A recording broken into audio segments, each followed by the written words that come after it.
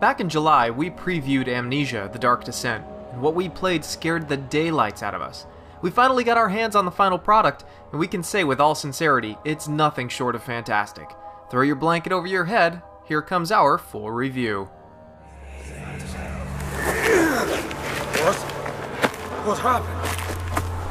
Why are all these dead? Where am I? What's happening? Help! Anybody! Help!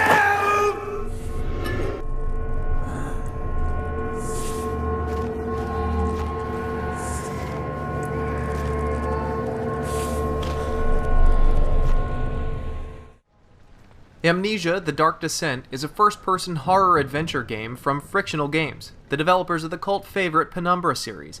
Players control Daniel as he wakes up and wanders the halls of Castle Brennenburg. As evident by the title, Daniel has amnesia and can't remember anything from his past. In most video games, the Amnesia story plotline has been overdone to death. It feels perfectly fitting for this title. Daniel slowly refreshes bits of his memories as he encounters familiar sights within the castle. He also finds pieces of his journal scattered along the way, which helps him remember what he was doing in Castle Brennenburg in the first place.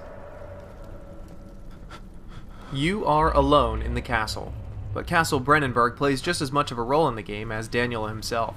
The castle has a twisted personality cemented into its ill-lit and claustrophobic hallways, and you can find out about the castle's history through hidden manuscripts. Finding out about the castle feels the same way as it felt when we were finding out about the mansion in the original Resident Evil in 1996. We have to admit, that feels pretty damn good. Environmentally, Amnesia is a gem, and the use of light and dark areas is very well done. It's great to see a game that makes pitch black areas impossible to look into. If you sit in darkness for long enough, your eyes adjust and your vision improves, but lighting a candle is always a better option.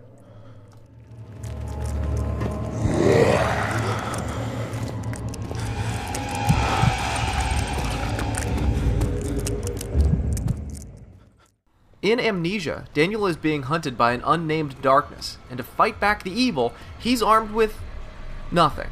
There are no weapons or superpowers within Amnesia. Aside from avoiding enemies, Daniel also has to fight off a serious case of the crazies.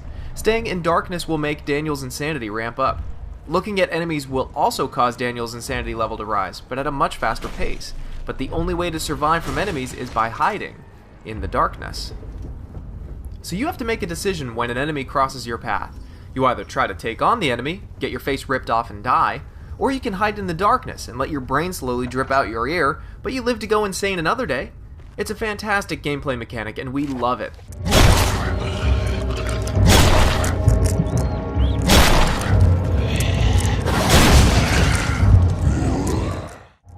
As Daniel loses his grip on reality, he starts to breathe heavily, his vision becomes distorted, and he loses his balance.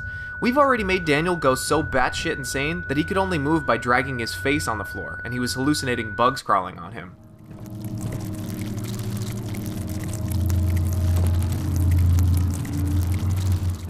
The inventory system is very simple to manage. Inside you can check your health, the level of oil in your lantern. By scrolling over your brain, you can see just how far off the deep end you've fallen. The more insane you are, the easier it is for enemies to find you and make lunch out of you. To restore your sanity, you need to find a light source which will help stabilize you. Solving the game's puzzles will help you calm down.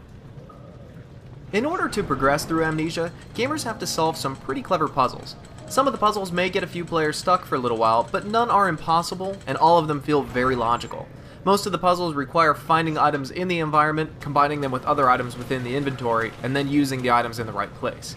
It's an age-old point-and-click adventure game mechanic that gets recycled into a lot of horror games, but it suits Amnesia just fine. Control-wise, Penumbra fans will feel right at home, but for newcomers, this game will be a treat. It uses a standard first-person shooter layout with the WASD keys, but to interact with doors and drawers, you hold down the left mouse button and slide back and forth depending on which way you'd like to move the door. The speed of the door is also controlled by the speed at which you move the mouse. Stealth is key in Amnesia. Opening doors slowly is often a good practice. Also, since you don't know which way doors open, in a panic you'll find yourself pulling on doors that need to be pushed and vice versa when being chased by one of the game's unspeakably nightmarish baddies.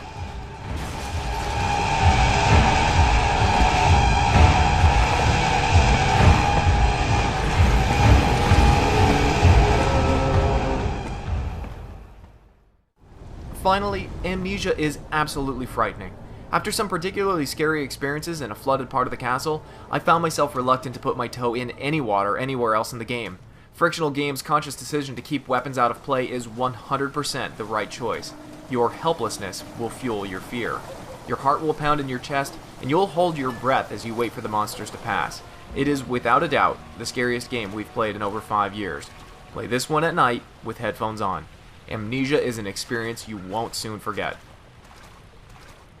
Penumbra fans should get this game. Horror fans should get this game. PC owners in general should get this game. Welcome back, survival horror. We've missed you.